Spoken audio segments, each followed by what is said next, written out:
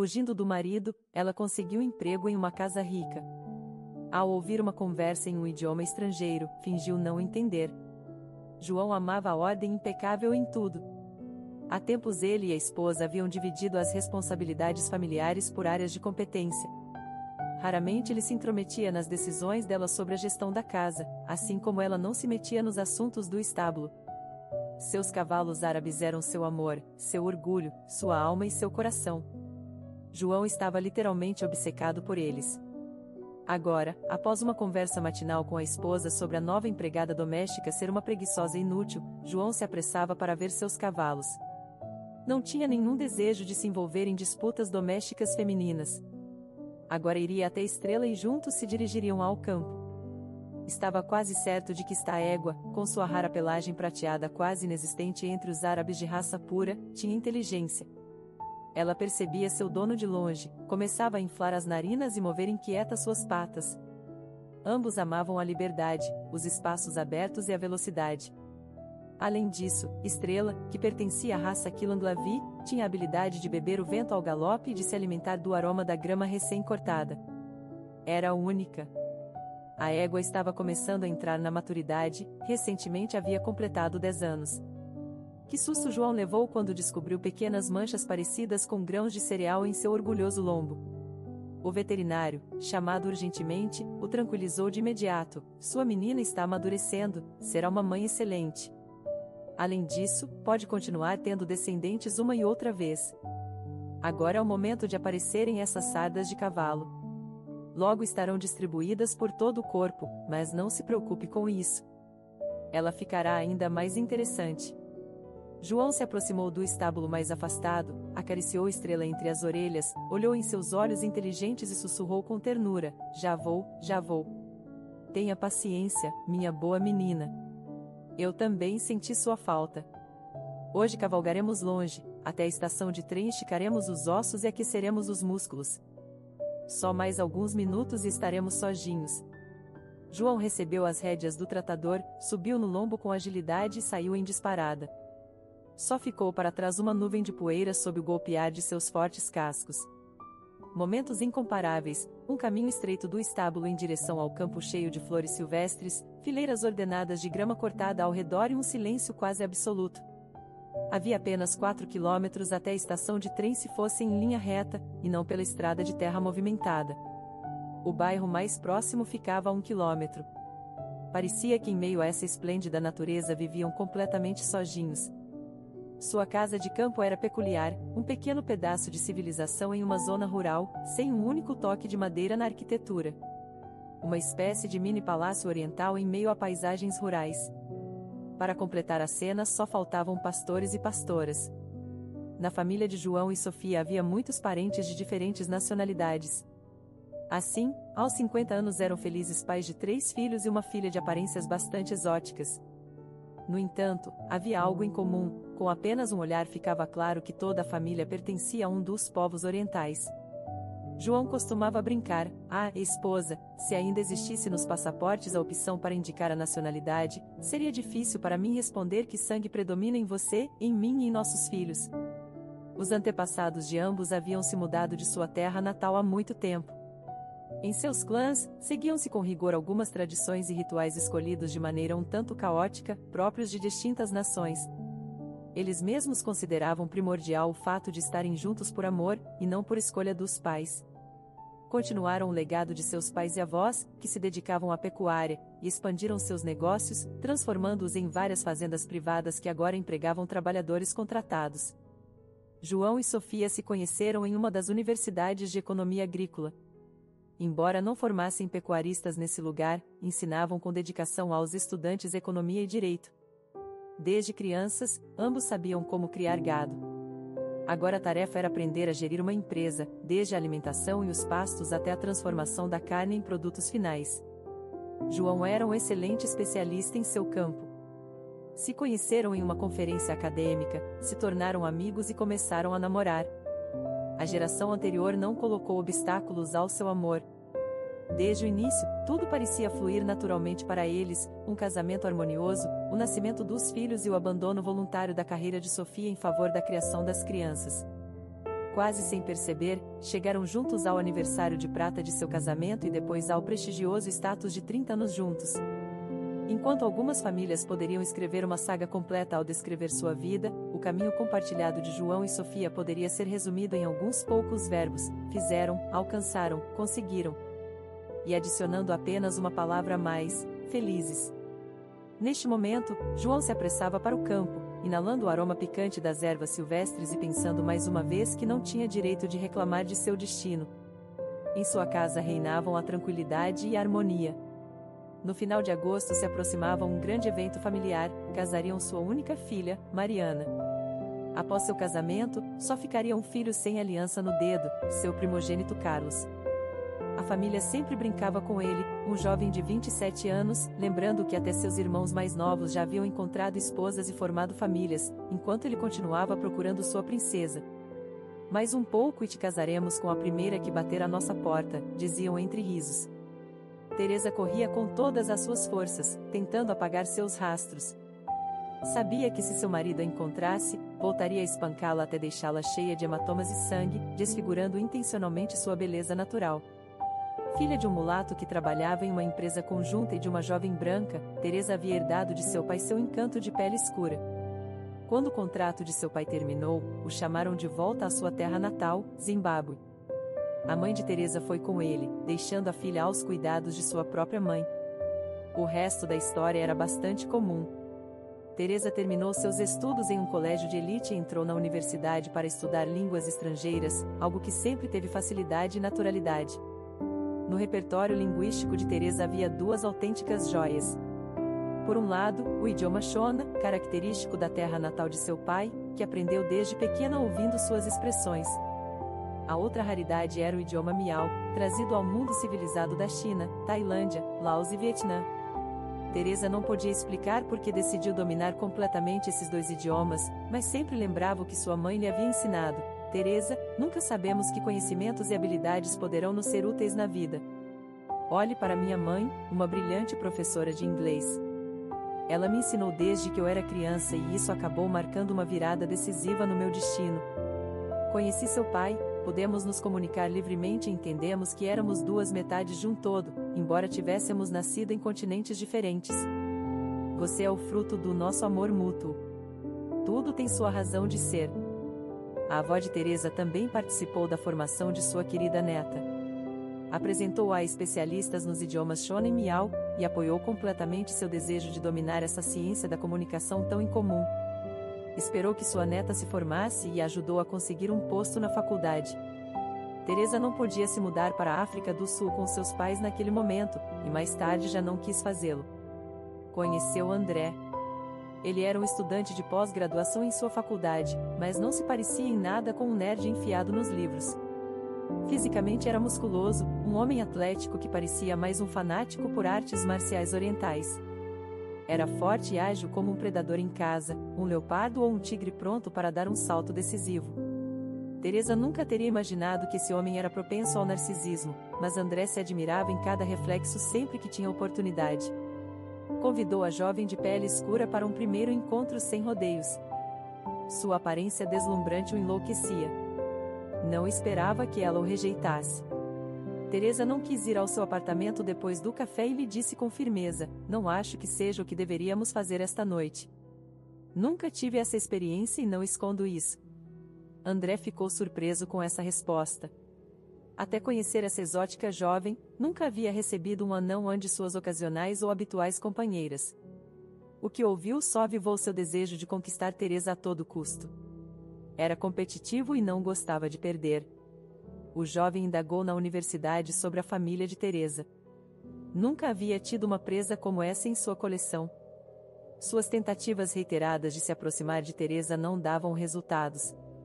Encontros românticos, jantares coloridos em restaurantes, idas ao cinema, exposições, teatro, piqueniques com amigos, André a convidava para qualquer lugar que, segundo ele, pudesse interessá-la. No entanto, todas as suas estratégias não conseguiam aproximá-los o suficiente. Teresa permitia que ele a beijasse ao se despedir, mas nada mais. Não o deixava se aproximar demais, algo que André nunca havia experimentado em sua vida. Sua paciência começava a se esgotar e a escuridão que até então havia permanecido oculta em seu interior começava a emergir com mais frequência. Diante de Teresa, mantinha sua fachada, mas se vingava com alguma outra garota. André buscava diferentes saídas para essa situação que para ele era insustentável. Até mesmo enganar Teresa, inventar algo para levá-la ao seu apartamento, onde poderia usar sua força masculina para se impor. Mas essas ideias também não lhe agradavam. Queria que Teresa estivesse com ele por vontade própria, por desejo próprio. Então começou a cortejá-la de maneira mais séria. Se aproximou mais da avó de sua suposta amada, convencido de que a fortaleza cairia mais rápido se atacasse em duas frentes. Passaram-se vários meses, mas tudo continuava igual. Se alguém pudesse olhar dentro da alma de André, teria se horrorizado. O homem estava enfurecido. O lógico teria sido recuar, abandonar essa relação que não avançava com Teresa.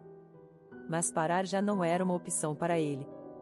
Havia decidido se casar com essa mulher indomável e depois, uma vez juntos, vingar-se de todas as humilhações que acreditava ter sofrido. Castigá-la tanto física quanto emocionalmente e reduzi-la a uma coisa, a uma escrava submissa e servil. Teresa, é claro, não suspeitava de nada de seus planos malignos. Sua avó estava literalmente encantada com esse charmoso estudante de pós-graduação. Ela o considerava um bom par para uma garota decente. Olhe como ele se esforça para agradar sua amada. Um homem assim cuidará a vida toda de sua esposa e filhos, sem dúvida. Sua avó compartilhou suas conclusões com Teresa, e a jovem cedeu. André lhe era agradável, a atenção de um homem tão atraente e inteligente a lisonjeava, e ela tinha dificuldade em entender o que realmente sentia por ele. Não sentia rejeição nem desgosto, mas também não estava certa se o calor que André despertava nela podia ser chamado de amor. André a cortejava com tanta devoção, com um olhar tão entregue, que ela tomou uma decisão. Se casaria com ele. Seu casamento foi lindo, pelo menos porque eles mesmos eram um casal lindo. Até o fotógrafo exclamou de satisfação quando focou pela primeira vez o casal com sua câmera profissional. Pensou que depois publicaria as fotos desse casal em sua página de promoção na rede. Um casal assim certamente atrairia novos clientes. Os familiares de André não compareceram à celebração. Ele alegou que a viagem ao sul era longa e cara. Mais adiante, disse, organizariam outra festa em sua terra natal. Por parte da noiva, na cerimônia só esteve sua avó. Seus pais, da África, também não puderam comparecer. Alguns casais jovens, em sua maioria amigos de André com suas esposas ou companheiras, completaram a lista de convidados. No entanto, isso não diminuiu em nada o ambiente festivo nem a alegria geral. Teresa ainda não sabia que sua primeira noite de núpcias se tornaria um pesadelo absoluto. João esporeou ligeiramente a inquieta estrela. Perto dos trilhos do trem, era quase entardecer. O sol começava a se pôr atrás dos campos. Na estação havia pouca gente. Os proprietários das mansões da região costumavam se deslocar de carro. Apenas alguns veranistas retornavam a seus refúgios no vilarejo mais próximo. Alguns moradores alugavam suas casinhas para os visitantes durante o verão. Acariciando sua querida estrela, João já estava prestes a voltar para casa. Ainda tinha coisas para fazer no estábulo e, além disso, já sentia falta de sua esposa. Mas então viu uma figura estranha. Pensou imediatamente que ela caminhava como se estivesse bêbada. Seria possível que uma mulher tão jovem já estivesse recorrendo à garrafa? O homem não pôde resistir. Amarrou sua égua às grades e se aproximou para observar a desconhecida mais de perto. Algo em seu comportamento o inquietava, algo não estava certo. Ao se aproximar, sua surpresa foi ainda maior. A mulher era morena, com uma impressionante melena de cachos negros e grandes olhos castanhos. Por um momento, até pensou que se parecia com uma cantora que havia visto alguma vez na televisão. Passou-lhe pela cabeça, sua aparência não se parece em nada com a de nossas mulheres. Que vento a terá trazido aqui? A estrangeira, ou pelo menos foi o que pareceu a João, ergueu para ele uns olhos assustados, como se quisesse dizer algo, mas de repente perdeu os sentidos. João não esperava uma reviravolta assim nos acontecimentos. Na plataforma não se via viva alma e o crepúsculo já caía sobre os campos. O que fazer? Onde buscar ajuda? Não demorou muito para decidir. Levantou a desconhecida nos braços, levou até onde havia deixado Estrela e a colocou sobre o lombo da égua. A mulher, ainda inconsciente, murmurou algo, mas não recobrou os sentidos. O caminho de volta para casa atravessando os campos foi longo. João não procurou o médico local. Depois de tantos anos cuidando do gado, havia adquirido certos conhecimentos veterinários. A mulher tinha um pulso firme e uma respiração regular. João supôs que estava em um desmaio profundo, e acertou. Teresa havia colapsado devido ao intenso e constante estresse que havia suportado. Estava exausta física e emocionalmente. O trajeto de algumas centenas de quilômetros desde a cidade havia sido o máximo que pôde cobrir com o pouco dinheiro que tinha. Havia escapado de casa aproveitando um descuido de André. Normalmente ele trancava a porta, mas dessa vez havia esquecido de fazê-lo. Teresa era uma pessoa educada e inteligente. Apenas algumas semanas após se casar, entendeu que André era, em essência, um abusador. Não lhe causava ferimentos evidentes, mas era extremamente bruto. Mesmo em sua primeira noite juntos, André não mostrou carinho, limitando-se a dizer: "Esperei demais por este momento para me perder em sentimentalismos. Agora você é minha." Por que franze a testa, pequena? Uma esposa deve sempre obedecer ao marido, entendido? Não a espancava abertamente, mas seu trato era tão duro que as marcas em seus braços e pernas nunca terminavam de desaparecer. Qualquer um se perguntaria por que ela não se queixava nem pedia ajuda. A resposta era simples: André a havia aterrorizado a ponto de adverti-la que se dissesse algo a alguém, incluindo sua avó, faria com que a idosa pagasse caro. Assegurou-lhe que a esperaria em algum lugar e a deixaria incapacitada pelo resto da vida. Teresa acreditava nele. Se alguém lhe perguntasse sobre sua experiência como esposa, não teria conseguido contá-la sem lágrimas. André era extremamente ciumento, controlava cada um de seus passos. Antes de se casarem, a convenceu a renunciar ao seu trabalho, e ela, sem imaginar o que viria, não ousou desobedecer. Nunca pensou que aquele charmoso pretendente se revelaria um déspota. Sem possibilidade de se comunicar com sua avó, com seus colegas de trabalho ou da universidade, Teresa tentou convidar familiares para sua casa, mas André também bloqueou essa via. De maneira muito correta e nobre, a acompanhava para visitar sua avó, levando flores e bolo. Teresa não se atrevia nem a insinuar seu sofrimento físico e emocional como esposa de André durante essas visitas. Seu marido se transformava no homem amável e caloroso que aparentava ser antes. A avó de Teresa voltava a se iludir e não parava de elogiar o maravilhoso marido de sua neta. No entanto, para Teresa, todas as outras portas estavam fechadas. Já não podia ir à universidade, nem a restaurantes, nem sair com amigos. Fora da cidade não havia dinheiro para entradas de teatro, shows ou mesmo cinema. O círculo havia se fechado.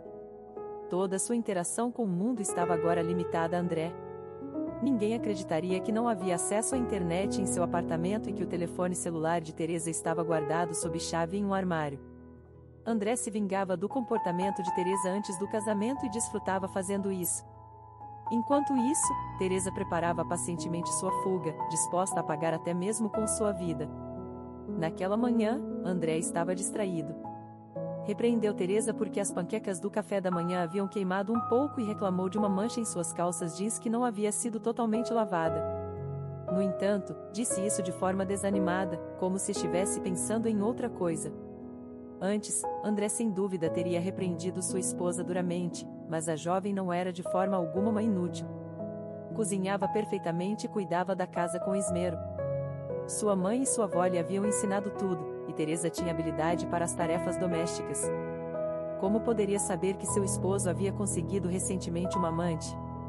Ela se revelou uma mimada ao extremo, tão ávida por joias, roupas e acessórios que André se viu obrigado a pedir um empréstimo rápido.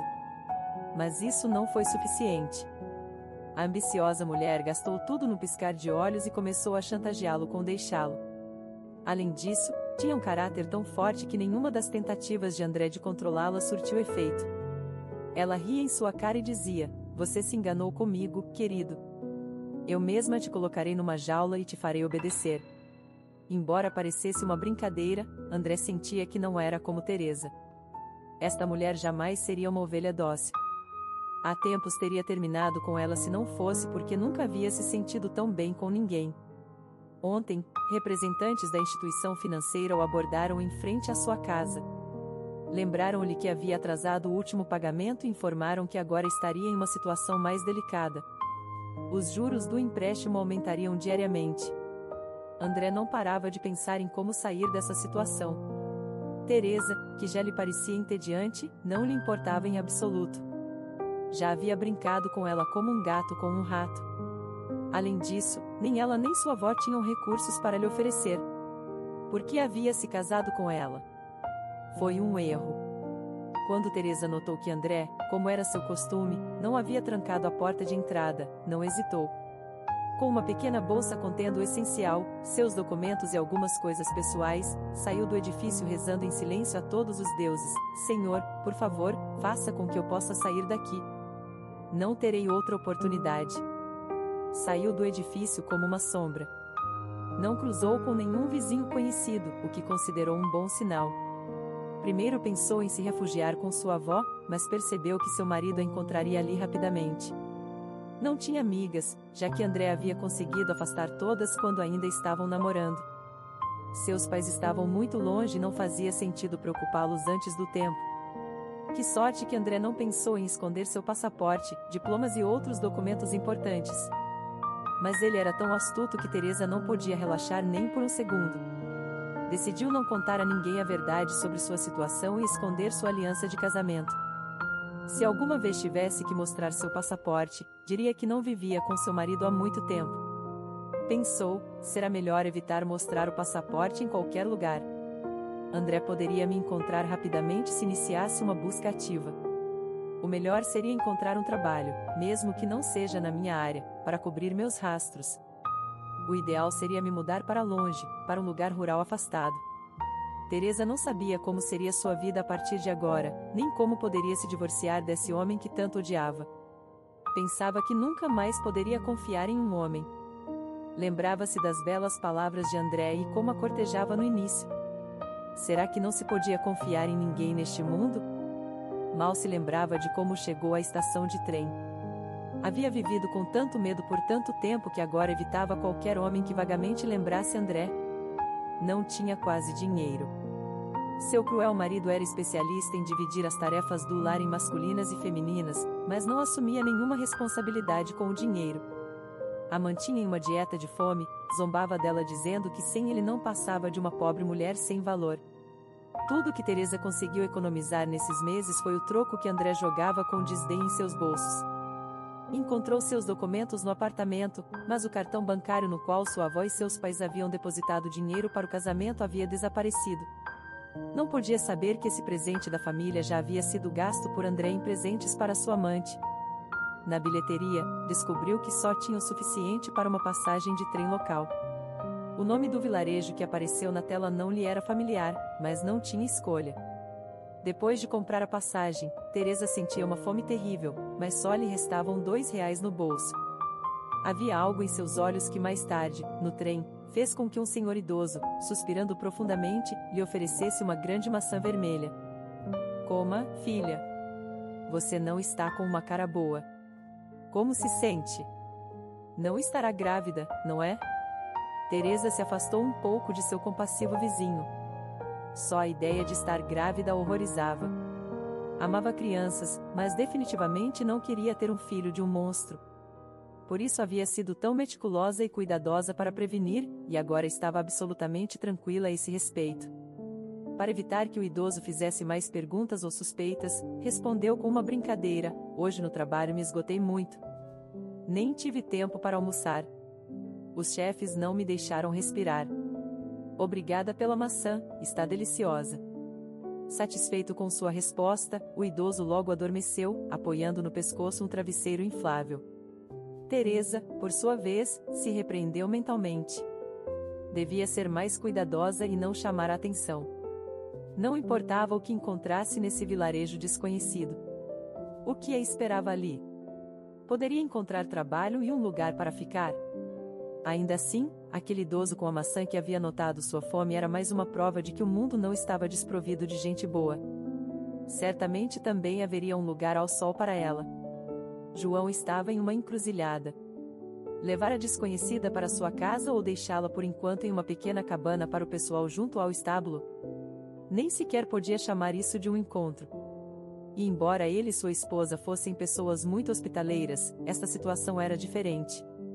Como reagiriam seus familiares diante de um presente como esta mulher de pele escura? Embora na realidade a questão não fosse sua nacionalidade, o que o inquietava era que a mulher não recobrava a consciência. Quem era? De onde vinha? Por que estava tão exausta? Finalmente decidiu levá-la primeiro para casa, para um ambiente tranquilo, para entender a situação. Seus filhos mais novos viviam com suas próprias famílias em casas separadas. Sob o teto paterno só restavam Carlos e Mariana. Sofia, sua esposa, era de plena confiança e sua escolha não lhe pareceria estranha. Juntos pensariam em algo. João examinou novamente a pobre mulher que havia recolhido na estação. Sua pele excessivamente bronzeada podia ser resultado de uma intensa exposição ao sol. Afinal, era verão. Talvez ela tivesse acabado de voltar de algum resort e tudo estivesse bem em sua vida. Mas ele já havia catalogado como uma dessas almas desafortunadas e perdidas. De repente, a mulher se moveu, abriu os olhos e olhou com assombro para o cavalo e para João. Onde? Para onde estão me levando? João respondeu rapidamente: você perdeu os sentidos na estação. Lá não podia te oferecer ajuda. O que te trouxe ao nosso vilarejo? Tem família ou conhecidos aqui? Por que se sentiu mal? Está doente? Teresa tentou deter o torrente de perguntas que se precipitavam sobre ela. Tentou se levantar, mas não conseguiu. Estou procurando trabalho, por isso cheguei aqui. E já me sinto muito melhor. Suponho que foi o esgotamento que me fez perder a consciência no pior momento. Não tenho ninguém nesta região, mas talvez haja algo em sua fazenda para mim. De repente, João se lembrou que naquele mesmo dia haviam demitido a empregada doméstica. E se isso fosse um sinal, uma oportunidade de ajudar esta desconhecida? Quem sabe o destino a havia levado até sua casa. João não acreditava em coincidências. Pensava que cada pessoa chega às nossas vidas com um propósito claro ou oculto. Decidiu na hora tentar falar com sua esposa e perguntou a Teresa: precisamos de uma empregada doméstica para nossa família, mas não costumamos aceitar ninguém diretamente da rua. O que pode me contar sobre você? Teresa refletiu por um momento. O que quer que fosse, ela também não acreditava em encontros fortuitos. Decidiu se apresentar da melhor maneira possível. Me chamo Teresa. Tenho 24 anos. Trabalhei com cuidados do lar e administração doméstica. Cozinho bastante bem. Se me der uma oportunidade, poderíamos tentar nos ajudar mutuamente. O experiente gestor de várias pequenas empresas, acostumado a lidar com pessoas, notou de imediato que Teresa tinha uma profissão intelectualmente refinada. Era inteligente e educada. Não era seu estilo perguntar como alguém havia chegado a uma situação difícil. Chegaram ao portão da casa. João descreveria brevemente a situação a Sofia e lhe proporia experimentar Teresa como empregada doméstica. Carlos foi o primeiro a responder à batida na porta. Correu para receber seu pai e ficou boquiaberto. Junto a João estava uma mulher tão incomum que teve que piscar várias vezes para dissipar aquela visão impactante. Na família não se costumava fazer perguntas aos mais velhos de imediato. Quando seu pai decidisse, explicaria quem era aquela desconhecida que o acompanhava. A conversa com sua esposa foi breve. Para surpresa de todos, a jovem caiu nas graças de Sofia imediatamente. Depois de mostrar-lhe o quarto onde viveria, a anfitriã reuniu todos para o jantar. Convidaram a nova empregada à mesa para que pudesse conhecer melhor a família. Sofia gostou que Teresa não escondesse que estava muito faminta. Lembrou-se de um ditado que seu pai costumava contar: lembre-se, filha, quando contratar trabalhadores, sente-os à mesa. Quem come bem e rápido também trabalhará com dedicação. O tempo confirmou a sabedoria dessas palavras. João e Sofia nunca humilhavam a dignidade de seus empregados, e as pessoas lhes pagavam com trabalho honesto e respeito. Trabalhar para eles era considerado uma sorte. Teresa, como se costuma dizer, encaixou-se perfeitamente em seu lar. 2 semanas depois, a família já não podia imaginar como haviam vivido antes sem essa amável mulher trabalhadora e organizada, que sempre se antecipava a tudo sem necessidade de lembretes. Sofia suspirou aliviada. A tranquila Mariana começou a passar tempo com Teresa, consultando-a sobre os preparativos de seu casamento. Carlos permanecia em silêncio. Ninguém devia saber que Carlos estava fascinado com a nova empregada doméstica. Seus pais não aprovariam tal escolha. Afinal, ninguém sabia realmente de onde Teresa havia vindo, o que a havia obrigado a deixar a cidade. Sua história estava envolta em mistério, e isso a tornava ainda mais encantadora aos olhos de Carlos. Pela primeira vez, ele havia se apaixonado de verdade, mas por alguém completamente inadequado. Não podia fazer nada a respeito, sofria em silêncio. Ninguém devia suspeitar que havia decidido investigar por conta própria. João, por sua vez, dirigia-se novamente ao estábulo, onde sua querida Estrela estava há dias sem sair para os campos. Quantas vezes lhe haviam oferecido comprar a égua? Ofereciam somas astronômicas por sua cor única. Os comerciantes sonhavam em transformar a joia de João em uma simples égua reprodutora, com a esperança de que algum de seus potros nascesse com as mesmas estrelas prateadas sobre seu fundo castanho. Isso poderia torná-los imensamente ricos. Mas João não aceitava nenhuma oferta. Para ele, Estrela era parte da família, sua amiga, sua alegria, seu consolo. Acaso se vendem os entes queridos? Seus outros 3 cavalos árabes também não o decepcionavam. Permitia que seus filhos e Mariana os montassem às vezes, organizava passeios para os hóspedes da casa como um presente especial. Mas Estrela era unicamente sua companheira, e a égua lhe retribuía com a mesma devoção. João adorava a antiga lenda que dizia que os cavalos árabes obtinham sua força e poder do vento, como se essa raça pudesse beber o néctar do ar e ganhar graça e majestade. Não sabia se havia algo de verdade nisso, mas sempre procurava fazer com que os 4 corressem entre a abundância de ervas silvestres da estepe. Sofia brincava dizendo que se dessem comida boa para seu marido no estábulo, provavelmente ele nem voltaria para casa para dormir. Havia algo de verdade em suas palavras. Mais uma vez, João selou Estrela e se preparou para correr livremente pelos campos. No entanto, uma chamada telefônica o deteve. Era um de seus sócios comerciais, que comprava produtos cárneos das fazendas de João. Amigo João, tenho excelentes notícias. Seus produtos despertaram o interesse de uns sócios asiáticos. Em particular, eles se interessam pelas conservas de longa duração. Trabalho com esses sócios há muito tempo. Como prefere organizar a reunião? Vem ao meu escritório ou prefere mostrar-lhes a produção diretamente nas fazendas? A possibilidade de entrar no mercado internacional havia sido um sonho para João durante muito tempo. Dedicava todo o seu tempo ao trabalho quando não estava no estábulo. Um contrato com países distantes como China e Laos seria uma conquista brilhante para ele.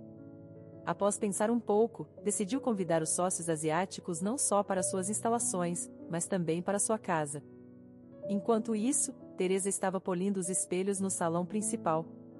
Os cozinheiros trabalhavam na cozinha, e Sofia e Mariana escolhiam roupas para a recepção, supervisionando também os preparativos. A casa devia brilhar de beleza e limpeza para a chegada dos convidados estrangeiros. Não podiam decepcionar João. A visita dos empresários asiáticos chegou em um momento inoportuno, pois a família já estava imersa nos preparativos para o casamento de Mariana. João notou que ultimamente seu filho mais velho, Carlos, estava especialmente pensativo. Fazia longas viagens ao centro da cidade sob diversos pretextos, sempre perguntando a seu pai se tinha algum compromisso na região. Voltava ainda mais sombrio. João decidiu que devia conversar seriamente com seu filho assim que passasse toda essa história com os convidados estrangeiros. Os sócios chegaram pontualmente à porta da casa. Eram amáveis e falavam inglês com fluência e cordialidade. João, apesar de não dominar perfeitamente o idioma, se esforçava, e os convidados lhe asseguravam com gestos que entendiam tudo. Prometeram assinar um contrato de longo prazo para o fornecimento de produtos. Elogiaram a habilidade de Sofia e sua ajudante para preparar pratos tão saborosos e únicos. Teresa não se atreveu a oferecer sua ajuda como tradutora. Quem era ela? Apenas uma empregada doméstica. Acaso devia intrometer-se nos assuntos comerciais de seu patrão? No entanto, algo chamou sua atenção. Pareceu-lhe que um dos empresários sussurrou algo no idioma miau para seu colega. Pensou que estava imaginando coisas. Será que sinto falta da minha avó, do meu trabalho, da universidade? Por isso acho que ouço um idioma familiar? Este raro dialeto, falado na China, Laos, Vietnã e poucos outros lugares, conta com menos de 4 milhões de falantes em todo o mundo. Que 2 deles coincidissem nessa casa parecia pouco provável. No entanto, pelo que entendeu das conversas, um era do Laos e o outro da China, e afirmavam que ambos os países estavam interessados. Tudo isso era estranho demais, evidente demais. O que China e Laos tinham a ver com as grandes fazendas privadas da família de João? Havia algo suspeito em tudo isso. Teresa sentia o perigo no ar, mas não teria conseguido explicar exatamente o que a inquietava tanto. Após vários meses vivendo com André, até sua pele havia aprendido a captar as notas de energia negativa. Agora sentia um leve calafrio e um mal-estar geral. Mas quem a escutaria? Após o jantar, João propôs aos convidados visitar seu famoso estábulo com cavalos árabes. Os homens estalaram a língua em aprovação. Não esperavam tal entretenimento. Pensando que os futuros sócios de seu marido poderiam ter fome ao ar livre, Sofia, como boa anfitriã, preparou uma cesta com petiscos para o caminho. No entanto, se atrasou um pouco, e os convidados, junto com João, já haviam saído do recinto. Teresa foi encarregada de alcançá-los para entregar-lhes a comida e as bebidas. Teresa se preparou rapidamente. Durante o jantar, um dos convidados havia lançado olhares interessados em sua direção e até se dirigiu a ela em inglês, mas ela o olhou com olhos tão arregalados que sua expressão só podia ser interpretada como o que diz: "Não entendo absolutamente nada." Agora, fora do portão, Teresa encontrou a seguinte cena: João falava ao celular a certa distância, enquanto os convidados asiáticos permaneciam quietos no lugar, murmurando entre si. Teresa se aproximou com coragem. Os asiáticos continuaram sua conversa, considerando-a um ser insignificante e irrelevante. Não se enganava. Estavam falando em miau, utilizando um dos dialetos que ela conhecia muito bem. Seria arriscado demais adicionar o preparado a todos de uma vez. Só neutralize aquela mulher tola. Não parava de ir e vir na cozinha. Me sentei ao lado dela e tive acesso à sua taça de vinho. Sentirá sonolência em 1 hora. Nós estaremos no estábulo. Esse ingênuo do João está obcecado com seus cavalos. Duvido que a visita às suas preciosas terras seja breve. Tem certeza de que ele nos deixará e voltará para casa assim que souber que sua esposa não responde? Não se esqueça que sou médico de formação, especializado em psicoterapia. Observei atentamente sua comunicação silenciosa na casa, como se olhavam de vez em quando, seus gestos. Esses 2 ainda se amam. Entre os cavalos e sua esposa, escolherá sua esposa. O suposto representante do Laos assentiu com satisfação. Esta não é sua primeira operação relacionada a cavalos. Está igualmente seguro de que a injeção na égua valiosa não lhe causará dano? Não teria sido melhor deteriorar temporariamente a condição de estrela com injeções para que João perdesse o interesse, considerando-a incurável? Levá-la agora do estábulo me parece irreal. E se o caminhão para gado falhar? Tem certeza absoluta de que conseguiu subornar o tratador e que ele não nos colocará obstáculos? Calaram-se bruscamente quando João se aproximou.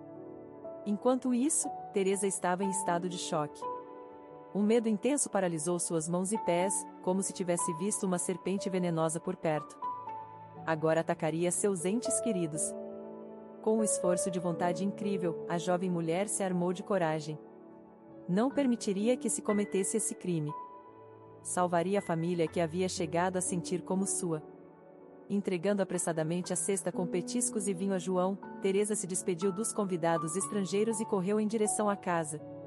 Tudo ali estava tranquilo e calmo. Sofia assistia a uma série na televisão, confiante de que seu marido não voltaria tão cedo. Mariana conversava ao telefone com uma amiga, enquanto Carlos estava em seu quarto em frente ao computador. Teresa não sabia em quem confiar, mas finalmente escolheu o filho mais velho. Entrou em seu quarto como um turbilhão. Agora teria que confessar que não era uma simples empregada doméstica, mas professora de idiomas, explicar por que havia fugido da cidade, contar o que acabará de ouvir e enfrentar o que pudesse acontecer. Carlos revisava e-mails quando Teresa irrompeu em seu quarto. O homem ficou surpreso. Nunca antes a empregada doméstica havia se comportado dessa maneira. Acaso havia descoberto seus sentimentos? Ou que ele havia contratado um detetive particular para desvendar os segredos de seu passado. Carlos já sabia que Teresa havia escapado de seu marido e que ele tinha uma amante. Mas era apenas uma infidelidade o que havia empurrado Teresa a tomar uma decisão tão desesperada? Para os homens do Oriente, era mais simples, chamavam sua esposa, diziam Antalak, o que significa algo como vá embora, e com isso considerava-se o divórcio efetivado. As formalidades podiam ser resolvidas mais tarde. Como se casam e se divorciam os mulatos? Carlos não havia investigado sobre isso. Sabia que seus pais provavelmente nunca aprovariam que ele se casasse com uma mulher de outra religião, e menos ainda com alguém que já estivesse casada. Um beco sem saída, relações impossíveis. Todos esses pensamentos passaram rapidamente por sua mente enquanto observava Teresa. Ela queria lhe dizer algo, mas parecia temer.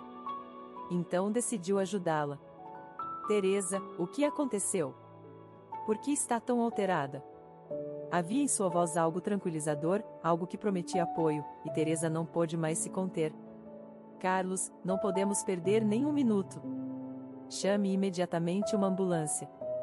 A saúde de sua mãe está em grave perigo, e agora mesmo seu pai e a preciosa Estrela também estão em risco.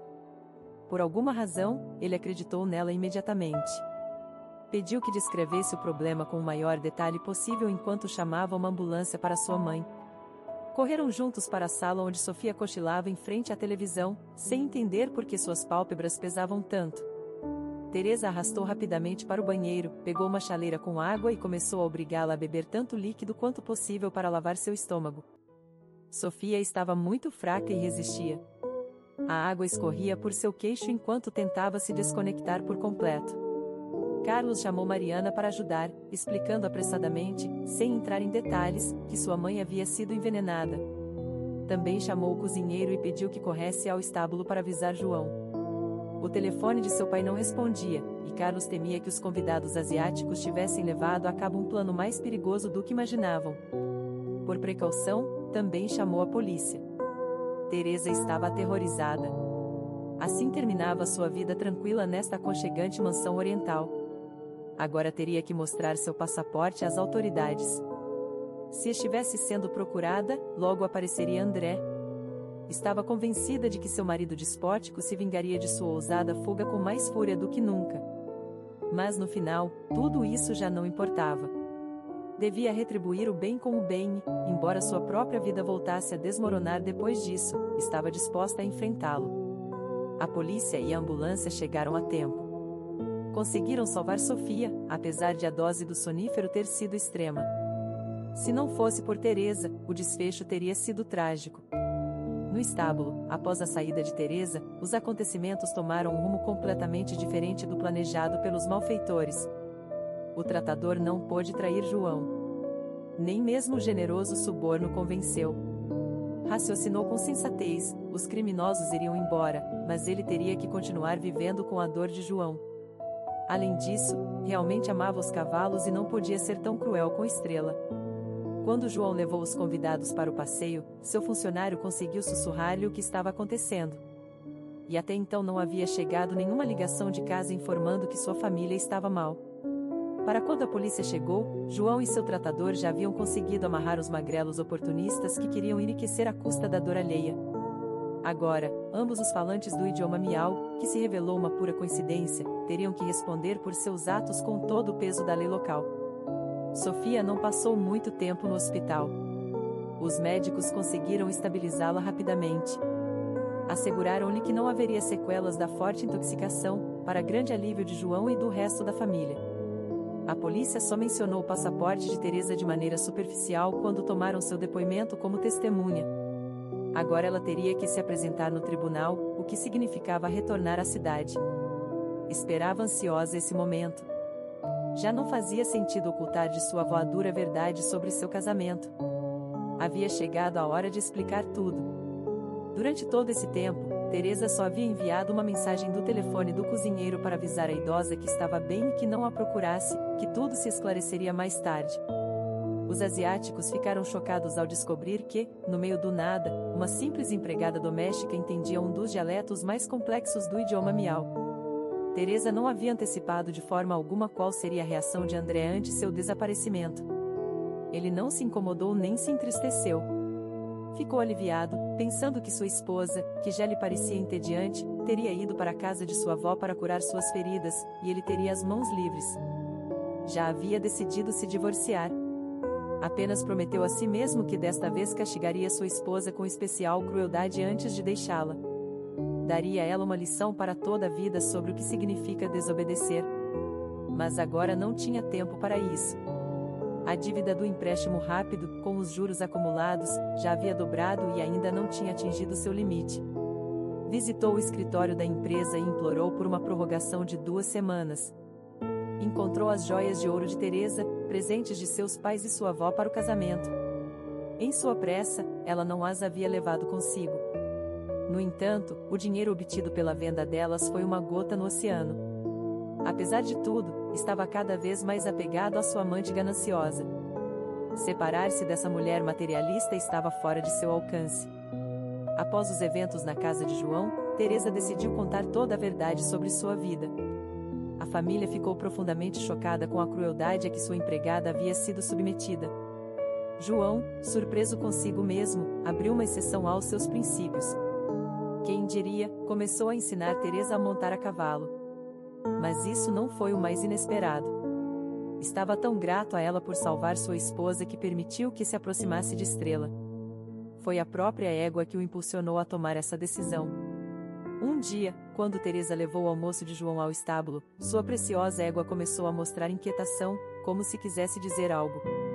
Nem o dono nem o tratador puderam interpretar o significado de seu nervosismo. O cavalo só se acalmou quando Teresa se aproximou da cerca. João olhou esta cena com assombro. Sua Estrela estendia o pescoço na direção da mulher, tentando tocar sua mão com o focinho, movendo suas patas com entusiasmo. João o tomou como um sinal. Estrela queria conhecer melhor Teresa. Seu coração se comoveu. Assim será, pensou. Na delegacia, conseguiram fazer os trapaceiros asiáticos falarem. Continuavam em estado de choque, incapazes de acreditar que desta vez haviam fracassado. Ambos faziam parte de uma organização internacional dedicada exclusivamente a roubar cavalos de raças de elite por encomenda.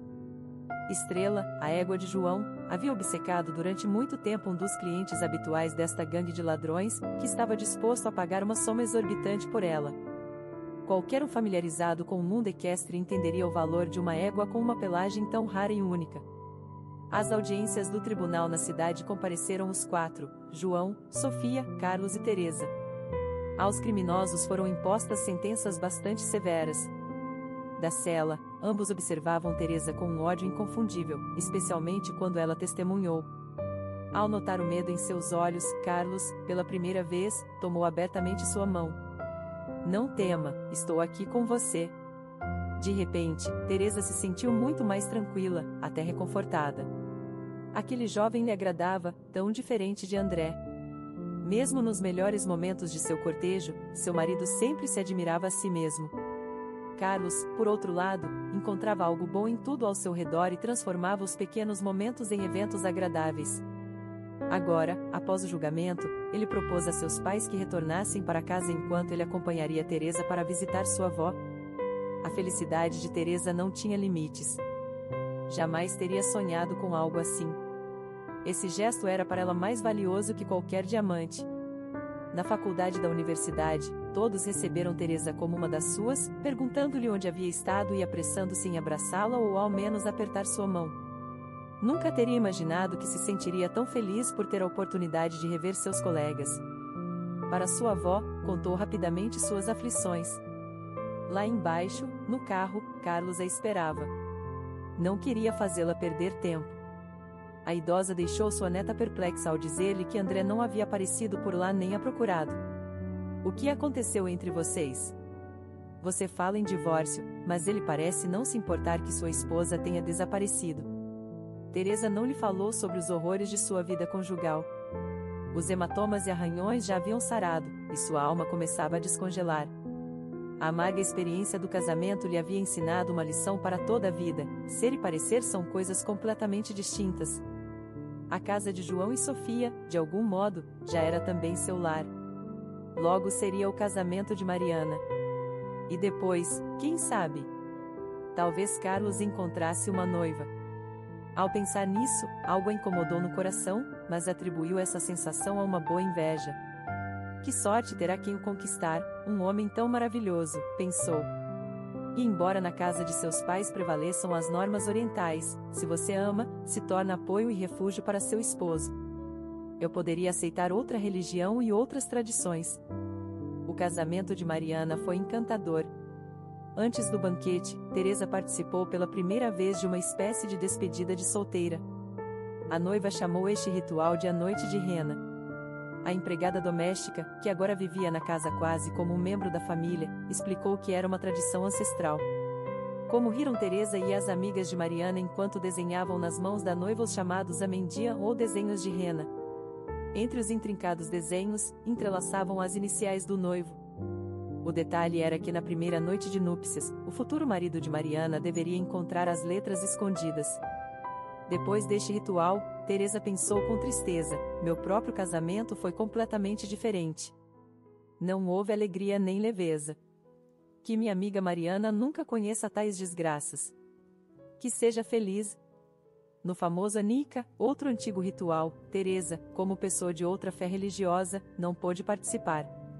Aceitou isso com total compreensão, mas no suntuoso banquete sim, esteve presente e desfrutou junto às demais mulheres. João e Sofia não dividiram os convidados por gêneros em salas diferentes. Tinham uma visão mais moderna sobre essas tradições. Nesse dia, todos encontraram um lugar em seu lar, e todos foram bem-vindos. Apenas Carlos estava triste. Seu amor secreto por Teresa havia evoluído para um sentimento mais profundo. Este não era o momento adequado para confessar a seus pais que queria um casamento com Teresa. Um casamento real, honesto, segundo seus costumes, com todas as etapas tradicionais, incluindo o consentimento da família. Como sua família reagiria a isso? Carlos não tinha uma resposta e temia falar sobre isso com João. Sabia aproximadamente a história do casamento de Teresa e que ela ainda tinha o selo de casada em seu passaporte, o que a tornava legalmente uma mulher não livre. Ansiava por consertar seu destino, mostrar-lhe que o marido pode ser diferente, amoroso, atento, verdadeiramente terno. Poderia convencer esta mulher ferida de que com ele seria feliz e que esqueceria para sempre sua amarga experiência passada. Há alguns dias, Carlos recebeu do detetive particular o último relatório sobre as andanças de André. Este já estava completamente enredado em suas dívidas, vivia abertamente com sua amante, que não tinha intenção alguma de moderar seus caprichos. Tudo na vida de André estava por um fio, e só um milagre poderia salvá-lo. Foi então que Carlos comprou sua dívida, sob a condição de que André apresentasse de imediato uma solicitação de divórcio e desaparecesse para sempre da vida de Teresa. Durante a conversa com Carlos, André cedeu rapidamente, embora com um tom depreciativo, murmurando entre dentes: que interesse você tem neste produto defeituoso? Quanto dinheiro vai gastar nela? Jamais pensei que essa moreninha interessasse a alguém. Carlos cortou seu orgulho com um único olhar. Não tinha intenção de sujar as mãos com alguém tão miserável.